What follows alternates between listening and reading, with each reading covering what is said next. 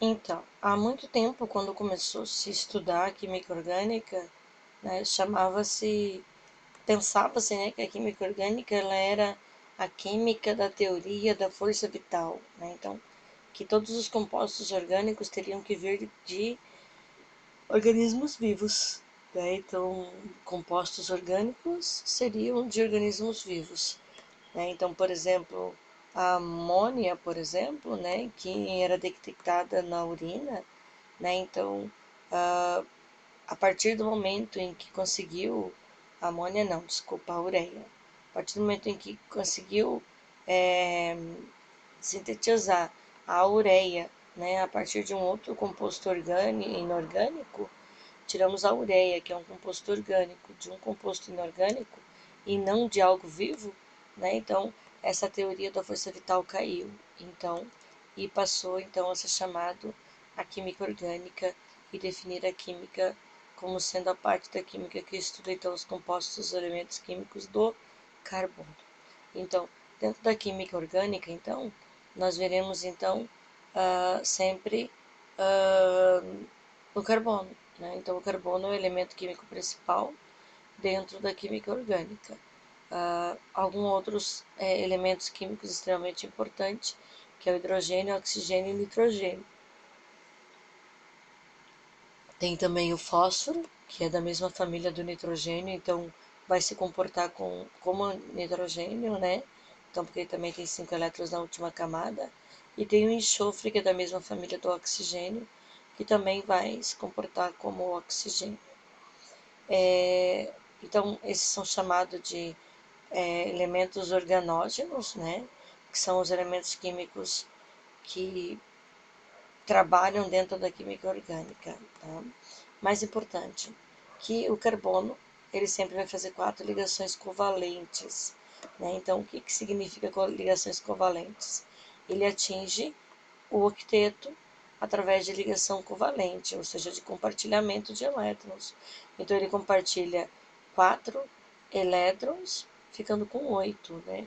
Ele pega mais 4 de outros átomos através do compartilhamento, ficando com 8 elétrons. Então, essa é a coisa mais importante que nós precisamos entender para que entendamos a química orgânica. O hidrogênio, ele sempre vai fazer uma ligação química, porque ele tem um elétron e ele vai precisar ficar com dois, porque o hidrogênio ele não precisa atingir o octeto, ele atinge apenas dois elétrons na última camada. O oxigênio precisa atingir o octeto, então ele faz duas ligações, né, a fim de ficar com 8. Então, ele liga com outros dois para ficar com 8 elétrons na última camada. O nitrogênio tem 5 elétrons na sua última camada, então ele vai procurar ficar com 8, então ele vai fazer um compartilhamento com 3 elétrons, né? Então, sempre 3 ligações químicas para o nitrogênio para dar os 8 da teoria do octeto. 2 para o oxigênio, uma para o hidrogênio e 4 para o carbono. As fórmulas planas das substâncias orgânicas, elas são grandes, sendo comum a gente representá-las na forma simplificada ou condensada. Então, por exemplo, ó, carbono, né, ligado a 3 hidrogênios e mais um carbono. Então, eu tenho um carbono com 3 hidrogênios ligado nele. Eu tenho um carbono com 2 hidrogênios ligado, um carbono com 2 hidrogênios, um carbono com 3 hidrogênios ligado. Então, isso dá uma simplificação de fórmula, que ficaria, então, ó, CH3, que é esse CH3, CH2, que é esse CH2 aqui e esse CH3 aqui. Então, uma outra molécula, ó, ficaria CH3, CH2, CH3, CH2 e OH. Então, simplifica, sintetiza. Aqui tem uma outra molécula gigante, né? Nós teríamos, ó, CH2, CH2. Uma dupla ligação, que a gente vai ver mais para frente como é que funciona essas duplas ligações.